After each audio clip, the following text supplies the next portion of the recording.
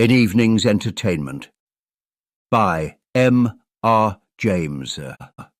Nothing is more common form in old-fashioned books than the description of the winter fireside, where the aged grandame narrates to the circle of children that hangs on her lips story after story of ghosts and fairies, and inspires her audience with a pleasing terror. But we are never allowed to know what the stories were.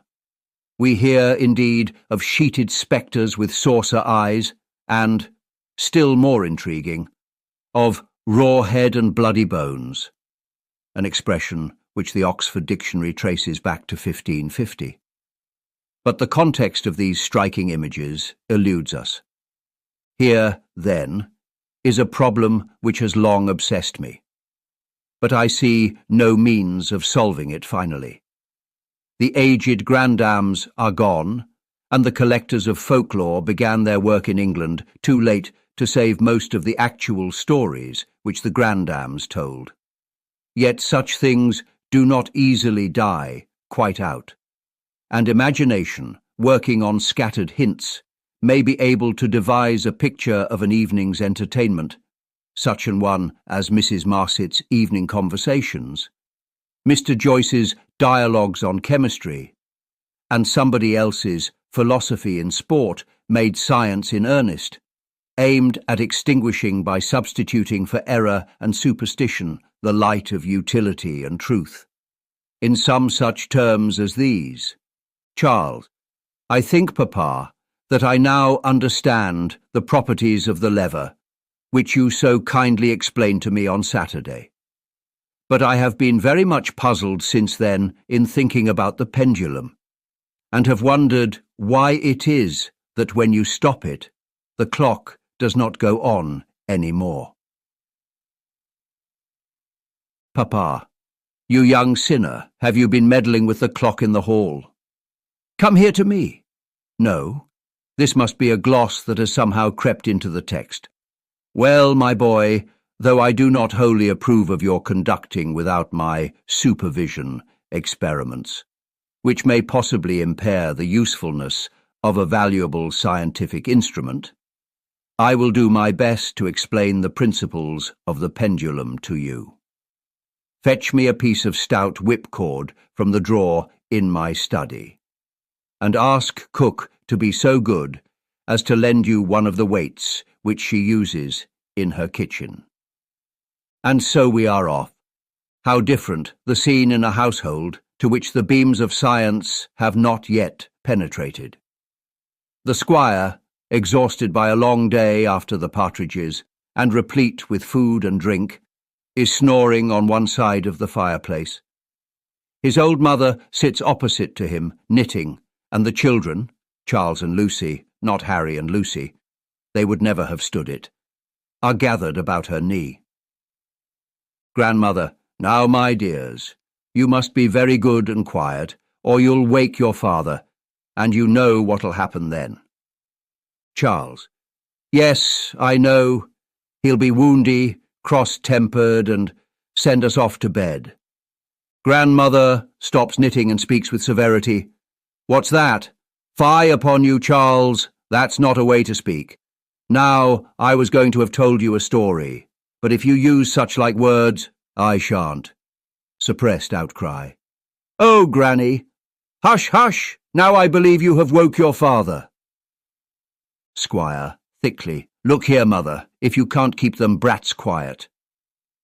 Grandmother. Yes, John, yes, it's too bad. I've been telling them if it happens again, off to bed they shall go. Squire relapses. Grandmother. There now, you see, children, what did I tell you? You must be good and sit still. And I'll tell you what. Tomorrow you shall go a blackberrying, and if you bring home a nice basketful, I'll make you some jam. Charles. Oh yes, Granny, do. And I know where the best blackberries are. I saw 'em today. Grandmother. And where's that, Charles? Charles. Why, in the little lane that goes up past Colin's cottage. Grandmother, laying down her knitting. Charles. Whatever you do, don't you dare to pick one single blackberry in that lane. Don't you know? But there, how should you? What was I thinking of? Well, anyway, you mind do what I say? Charles and Lucy. But why, Granny? Why shouldn't we pick 'em there? Grandmother. Hush, hush. Very well then, I'll tell you all about it, only you mustn't interrupt. Now let me see.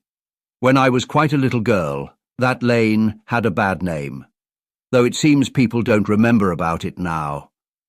And one day, dear me, just as it might be tonight, I told my poor mother when I came home to my supper, a summer evening it was.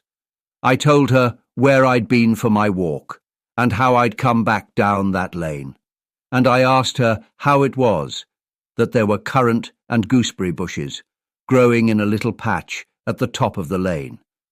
And oh dear me, such a taking as she was in. She shook me, and she slapped me, and says she, "You naughty, naughty child, haven't I forbid you 20 times over to set foot in that lane? And here you go dawdling down it at night time," and so forth. And when she'd finished, I was almost too much taken aback to say anything. But I did make her believe that was the first I'd ever heard of it, and that was no more than the truth. And then, to be sure, she was sorry she'd been so short with me, and to make up, she told me the whole story after my supper. And since then, I've often heard the same from the old people in the place, and had my own reasons besides for thinking there was something in it.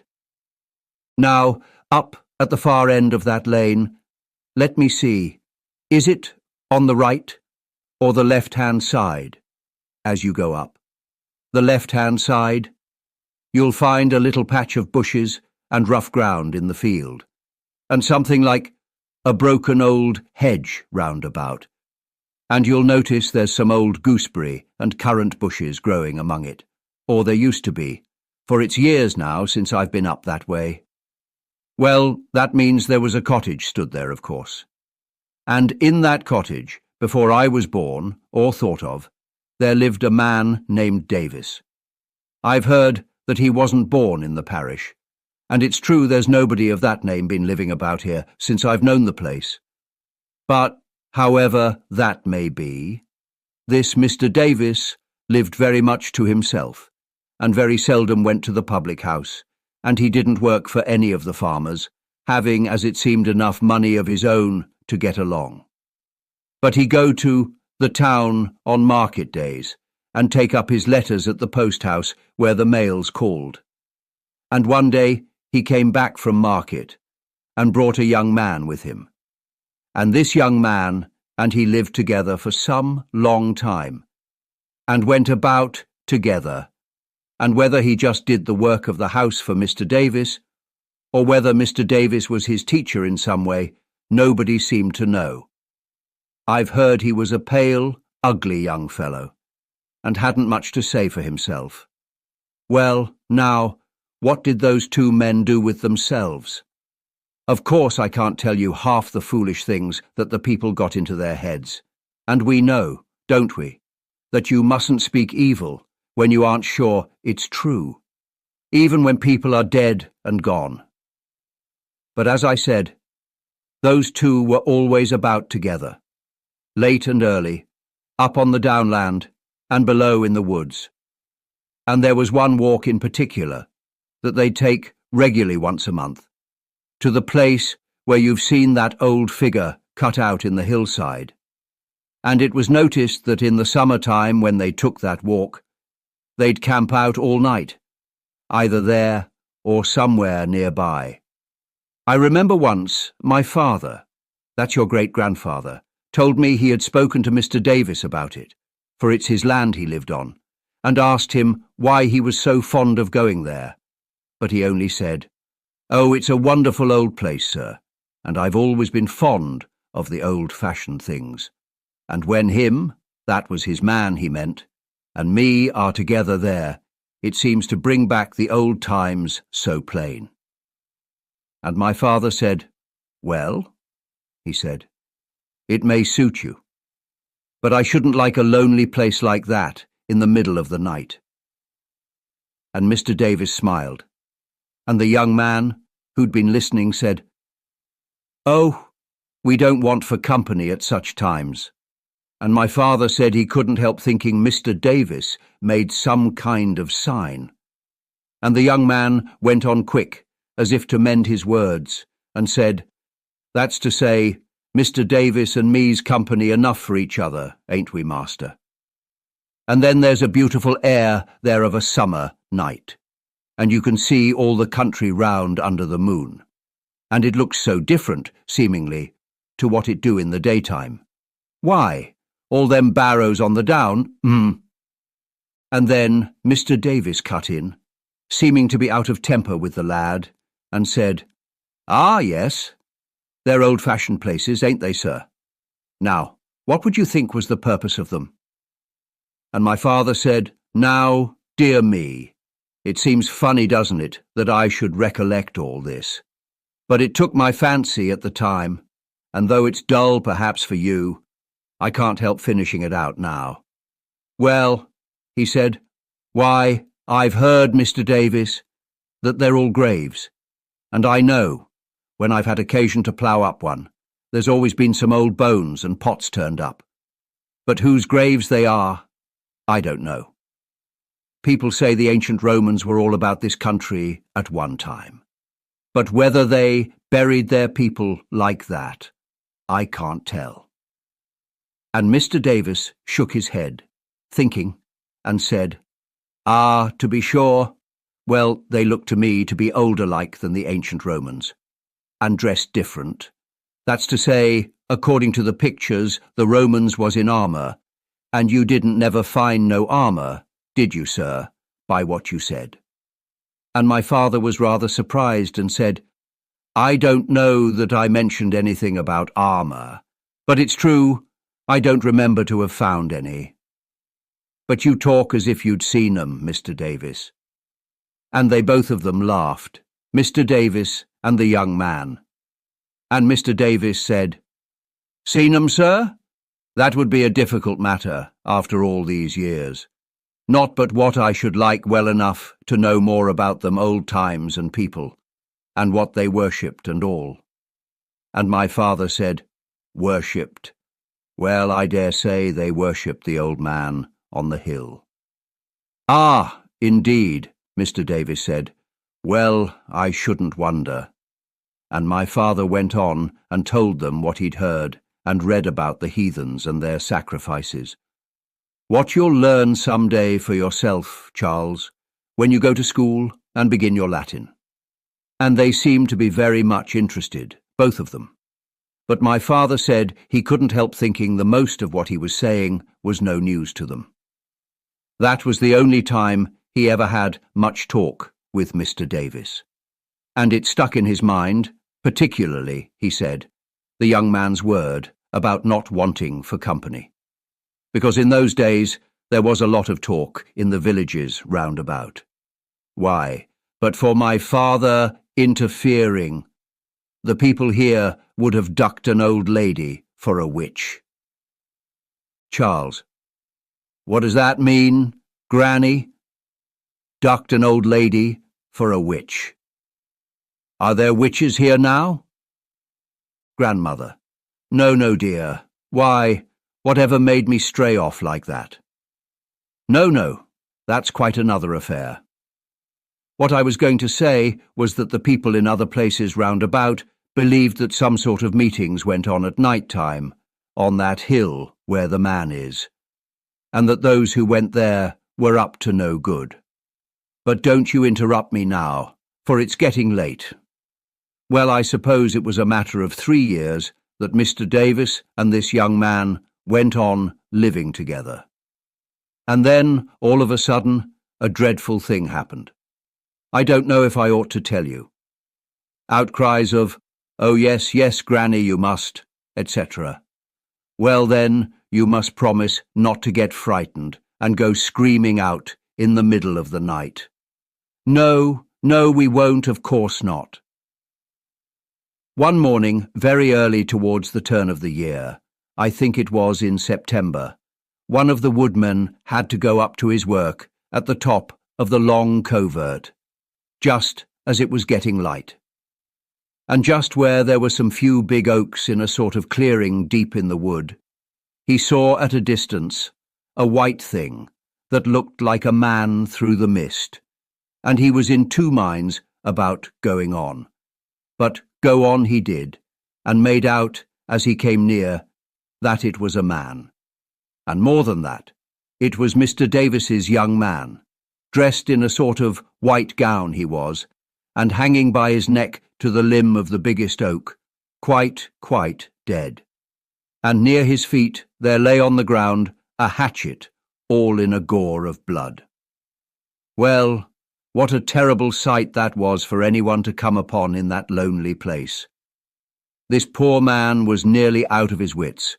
He dropped everything he was carrying and ran as hard as ever he could, straight down to the parsonage, and woke them up and told what he'd seen. And old Mr. White, who was the parson then, sent him off to get 2 or 3 of the best men, the blacksmith and the churchwardens and what not, while he dressed himself, and all of them went up to this dreadful place with a horse to lay the poor body on and take it to the house.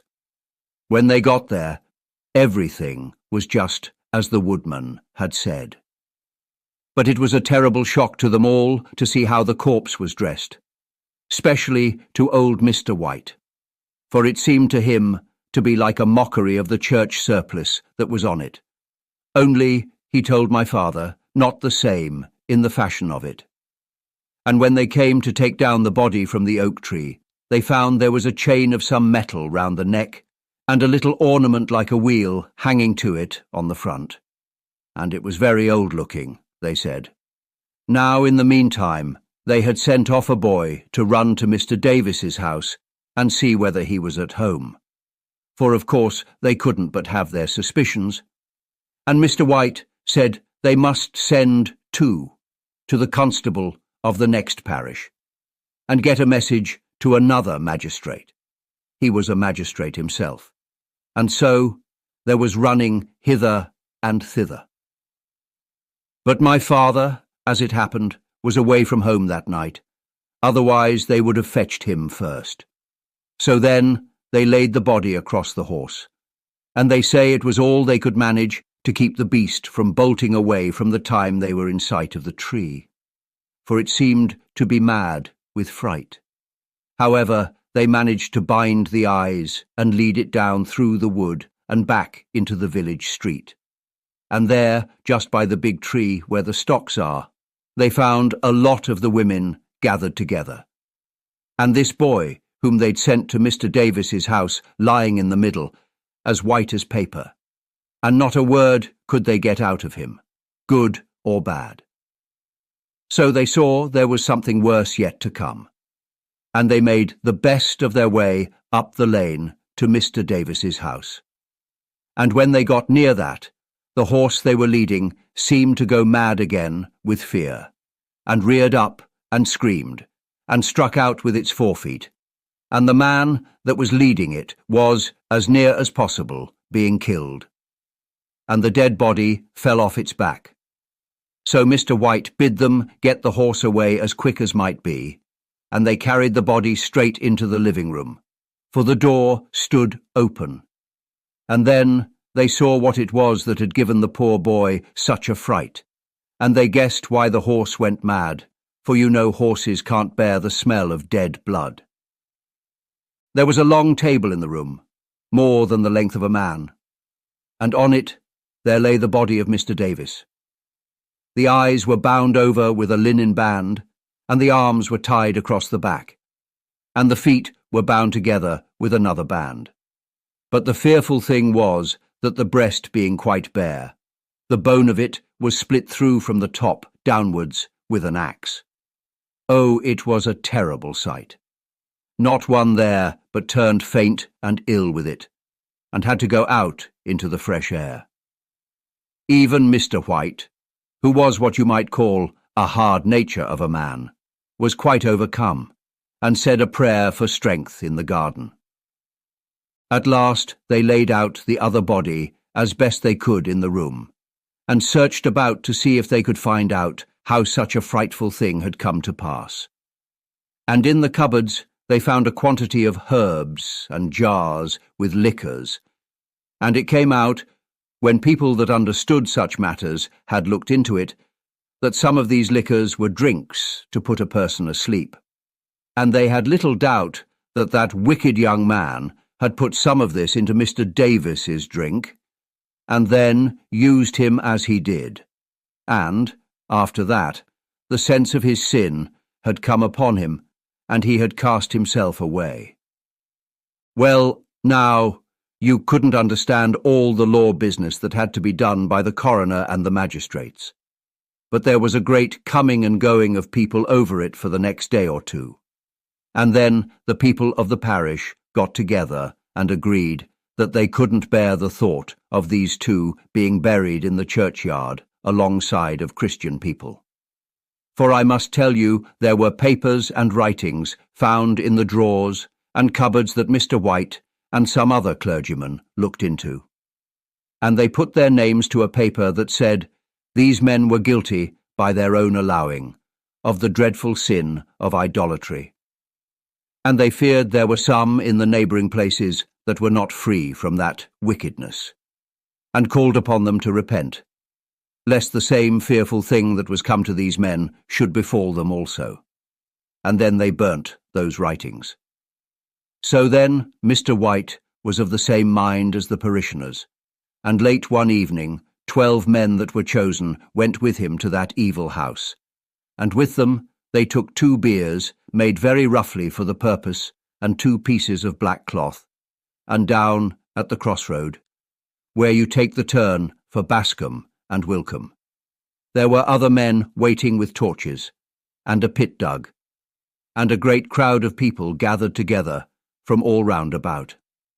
And the men that went to the cottage went in with their hats on their heads, and 4 of them took the 2 bodies and laid them on the biers and covered them over with the black cloths, and no one said a word, but they bore them down the lane, and they were cast into the pit and covered over with stones and earth.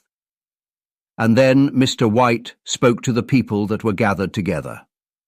My father was there, for he had come back when he heard the news, and he said he never should forget the strangeness of the sight, with the torches burning and those 2 black things huddled together in the pit, and not a sound from any of the people, except it might be a child or a woman whimpering with the fright.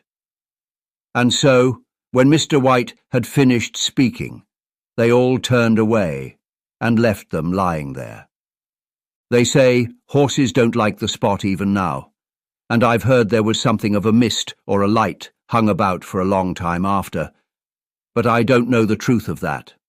But this I do know, that next day my father's business took him past the opening of the lane, and he saw 3 or 4 little knots of people standing at different places along it, seemingly in a state of mind about something.